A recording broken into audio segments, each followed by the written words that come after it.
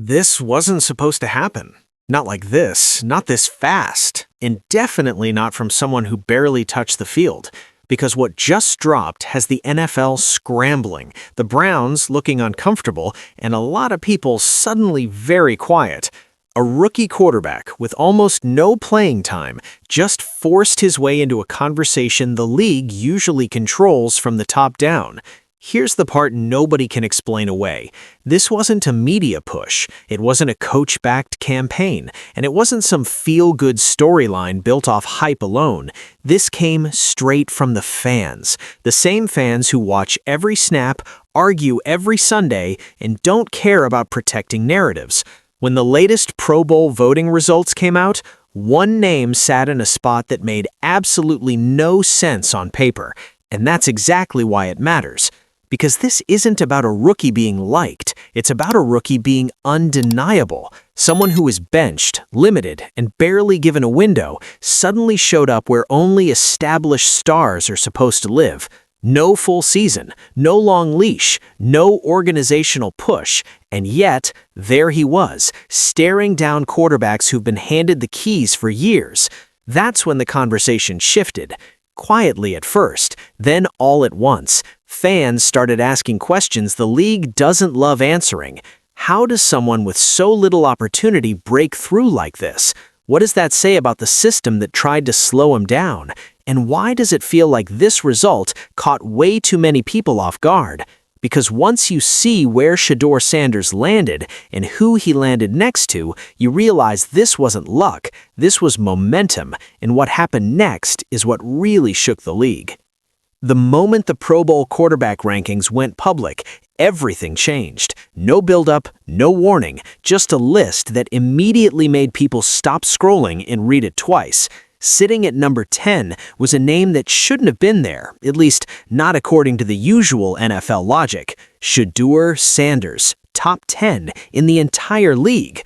Let that sink in for a second. This wasn't a rookie-only list. This wasn't backups. This wasn't some fan poll buried on a website. This was official Pro Bowl voting, stacking Shedeur against every starting quarterback in the NFL, veterans, franchise faces, MVP candidates, and somehow a quarterback with barely any starts had climbed past dozens of established names to land right there in the top 10. That's why this hits so hard, because on paper it makes no sense. Pro Bowl voting usually rewards longevity, exposure, and weekly highlights. You're supposed to earn your way in after months of primetime games, not after a handful of appearances. Yet there Shedeur was, outranking quarterbacks who've been on the field 3 times longer, leading playoff teams, and dominating media coverage all season. Even wilder, this wasn't close. He didn't sneak in at the bottom of some obscure metric. He landed firmly inside the top tier of fan voting, forcing everyone to confront a reality they weren't ready for. The fans didn't hesitate. They didn't wait for permission. They saw something they liked, and they voted accordingly. And once people realized this ranking was real, not a glitch or a typo, the reaction spread fast. Analysts went quiet. Comment sections exploded, and a single question started circulating everywhere. How does someone with so little playing time end up here? Because when you look at the quarterbacks ranked above him, the situation only gets more unbelievable. Then you look at the names surrounding him, and that's when the situation stops being surprising and starts feeling unreal. The quarterbacks ranked above Shedeur Sanders aren't just good players. They're the faces of franchises, full-season starters, guys whose teams have been built around them from day one. At the top of the list are quarterbacks who started every game, taken every first-team rep, and been handed complete control of their offenses. MVP candidates, Super Bowl winners, players with years of trust, protection, and patience behind them. These are the quarterbacks the league promotes, the ones featured in commercials, the ones analysts debate every week. And right there, shoulder to shoulder with them, is Shedeur Sanders. Here's the contrast that makes this so hard to ignore. Every quarterback above him had double-digit starts. Most of them had 12, 14, even full seasons under center. They had time to build chemistry, recover from bad games, pad their stats, and settle into rhythm. Shedeur didn't have any of that. No long runway, no margin for error, just a few chances, spaced out, and often under chaotic circumstances. Yet, despite all of that, fans still placed him in the same tier, not because of reputation, not because of projections, but because when he did play, it stuck. The throws stood out, the composure stood out, the confidence stood out. Enough that fans were willing to rank him alongside quarterbacks who've been household names for years. That's what makes this ranking so disruptive. It collapses the usual hierarchy. It ignores seniority. It ignores draft position. It ignores how the league prefers stories to unfold. And instead, it asks one uncomfortable question. If he did this with almost no opportunity, what would have happened if he actually had one? And that's where the story really starts to get uncomfortable for the people who controlled his situation. This is where the numbers and the context collide, because Shedeur didn't climb into the top 10 with a full season of tape or a perfectly tailored system. He did it with scraps, limited starts, inconsistent preparation, and a situation that, according to multiple reports, was anything but stable. He started just 4 games. 4. No extended runway, no weekly rhythm, no luxury of learning through mistakes on Sundays. While other quarterbacks were building chemistry over months, Shedeur was bouncing between the bench and the spotlight, often thrown in without the same level of preparation. There were reports that during his debut, the plays on his wristband didn't even match what was being called. Whether you believe every detail or not, the bigger point is clear. This wasn't a smooth transition. And still, when he finally got on the field, he produced. Over 1,000 passing yards in those limited starts, tight window throws that forced defenders to respect his accuracy, calm footwork under pressure that didn't look rushed or panicked. He didn't play like someone just trying to survive. He played like someone who belonged there. The Tennessee game was the moment a lot of people stopped making excuses. 4 touchdown passes, command of the offense, control of the huddle. Not perfect, but confident. Not reckless, but assertive. He extended plays when protection broke down, used his legs when he had to, and made reads that rookies aren't supposed to make under pressure. What stood out most wasn't just the stats, it was how comfortable he looked doing it. No visible panic, no wide-eyed hesitation, just poise. Teammates responded to it, fans picked up on it, and once people saw that level of efficiency coming from someone with almost no margin for error, the narrative started slipping out of the league's hands. Because if this is what he looked like with almost nothing, the next question became impossible to ignore. Was this lack of opportunity really about development, or something else entirely? That question is where things start getting uncomfortable, especially in Cleveland, because once fans began putting the pieces together, a different conversation took over. One built less on stats and more on opportunity, or the lack of it. And while nothing has ever been officially admitted, the speculation hasn't slowed down. Look at the contrast people keep pointing out. Other rookie quarterbacks were handed the offense early, full weeks of first-team reps, systems adjusted to fit their strengths, time to fail, learn, and grow in real time. Shedeur didn't get that. He watched from the sideline while veterans struggled. He practiced without consistent chemistry, and when his number was finally called, it often felt rushed and reactive rather than planned. Some fans and analysts have openly wondered whether the Browns were ever truly committed to giving him a real chance this season. Reports have floated around suggesting the staff didn't see him as ready, while others believe the team was more focused on justifying earlier decisions than evaluating what was actually happening on the field. None of that is proven, but the timing fuels the questions. Because here's what's hard to ignore. When Shedeur did play, the offense looked sharper. The ball came out quicker, receivers seemed more engaged, and the mistakes you expect from a rookie didn't spiral into chaos. That's why so many people now look back at those weeks he spent on the bench and ask what exactly the team was waiting for. It's not an accusation, it's a curiosity that refuses to go away. Was this really about patience and development, or did the Browns hesitate because admitting they had something special would force bigger changes than they were ready to make? And just as that question started gaining traction, the story shifted again, this time away from Cleveland and straight into the hands of the fans. That's when the power dynamic flipped, because once the fans got involved, the usual NFL script stopped working. This wasn't analysts shaping opinion or teams guiding the narrative. Conversation. This was raw fan response, and it didn't line up with the narrative that had been pushed for months. Insiders and longtime observers started calling the moment something you almost never see anymore: organic. No PR machine, no weekly hype segments, just people watching the games and voting with their attention. One insider reaction that made the rounds summed it up perfectly, calling the whole situation legendary. Not because of hype, but because of how impossible it should have been. And that's the part the league doesn't love. Pro Bowl voting is one of the few spaces where fans can directly challenge the hierarchy. No depth charts, no coach speak, no draft status, just a simple question: who do you want to see? And a lot of people answered with the same name. As this gained traction, speculation naturally followed. Some fans began wondering out loud whether Shedeur's final placement truly reflected where he finished in raw votes. Nothing proven, nothing confirmed, just curiosity fueled by how disruptive this result already was. A rookie with limited starts climbing too high too fast creates a problem for the usual storylines.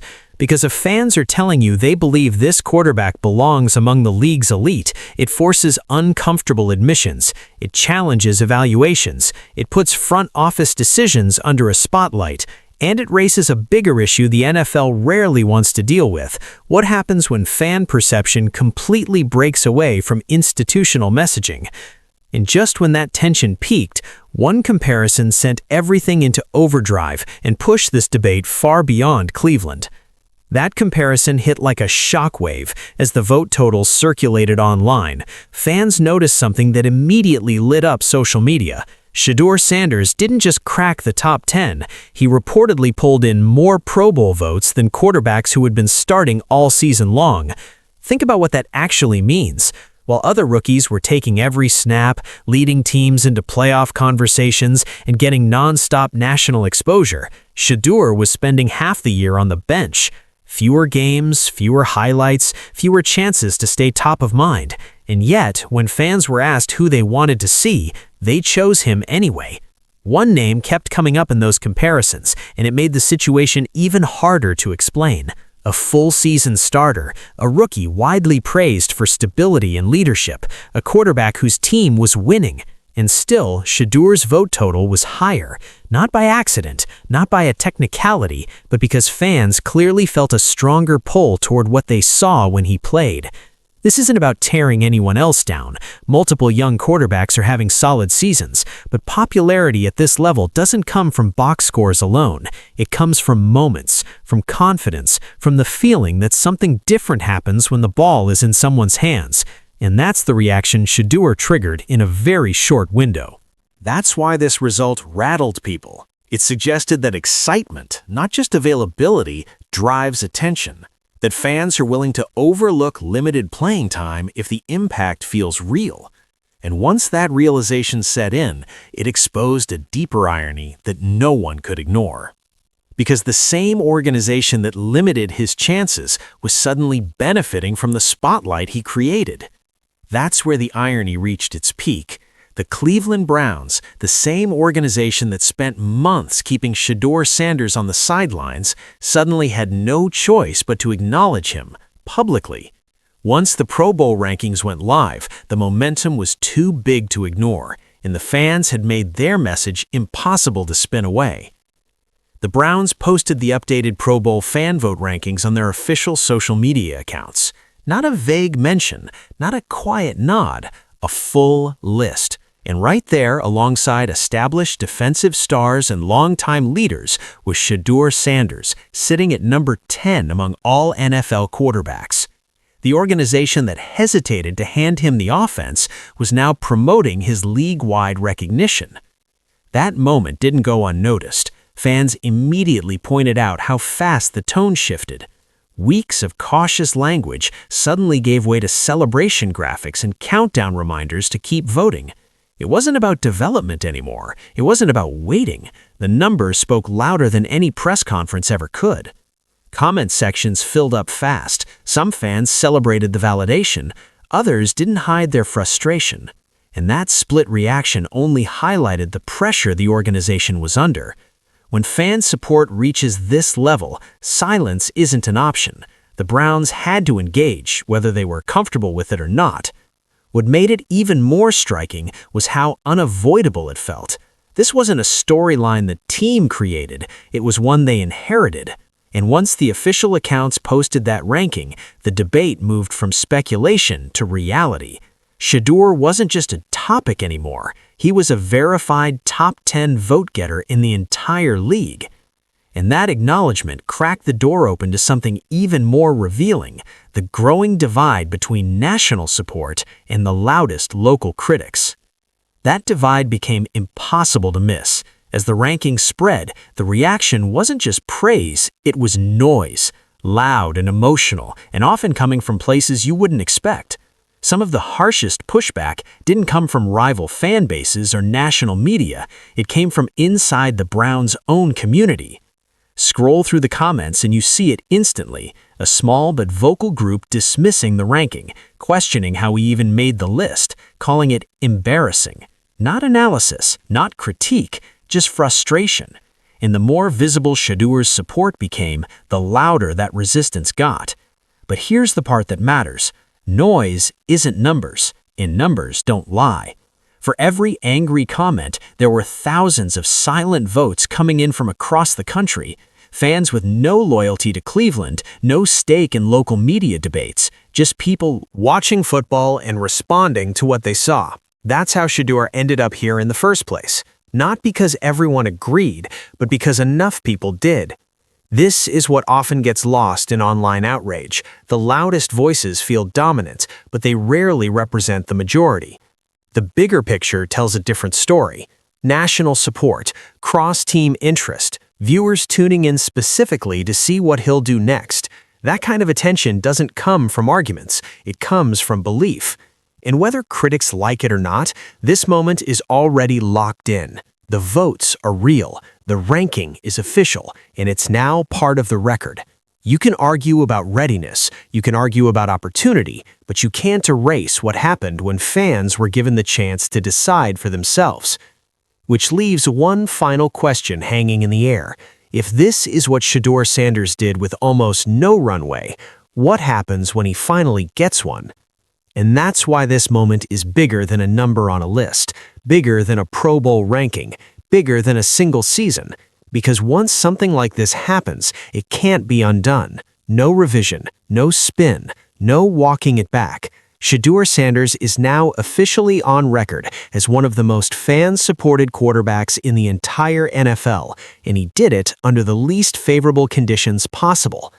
This wasn't handed to him, it was taken, earned through flashes, efficiency, and presence in the few moments he was allowed to show it. The fans didn't vote for potential, they voted for what they actually saw. Calm under pressure, confidence without fear, a quarterback who looked comfortable when the moment got heavy. And that's what makes this so uncomfortable for the league and so fascinating for everyone else, because this ranking forces questions that don't go away when the season ends. What if the opportunity had come sooner? What if the offense had been built around him? What if the evaluation process got it wrong? Those questions will linger. They'll follow training camp. They'll show up in every quarterback decision moving forward. And no matter how the narrative shifts, this moment will always be there as proof that fans saw something before they were supposed to. This wasn't supposed to happen, but it did. And now the league has to deal with what comes next.